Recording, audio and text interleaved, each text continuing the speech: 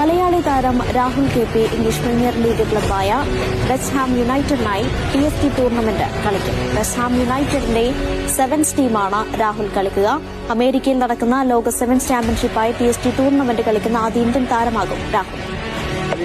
ലോകത്തിലെ തന്നെ ഏറ്റവും വലിയ സെവൻസ് ടൂർണമെന്റ് അല്ലെങ്കിൽ സെവൻസ് ചാമ്പ്യൻഷിപ്പുകളൊന്നാണ് അമേരിക്കയിൽ വെച്ച് നടക്കുന്ന TST ടൂർണമെന്റ്. ഈ ടൂർണമെന്റിലേക്കുള്ള വെസ്റ്റ് ഹാം യുണൈറ്റഡിന്റെ ടീമിലാണ് രാഹുൽ KP കളിക്കുക. West Ham United English Premier ലീഗിലെ മികച്ച ടീമുകളൊന്നാണ്. വെസ്റ്റ് ഹാം യുണൈറ്റഡ് തന്നെയാണ് ഔദ്യോഗികമായി ഈ വിവരം ഇപ്പോൾ അറിയിച്ചിട്ടുള്ളതും.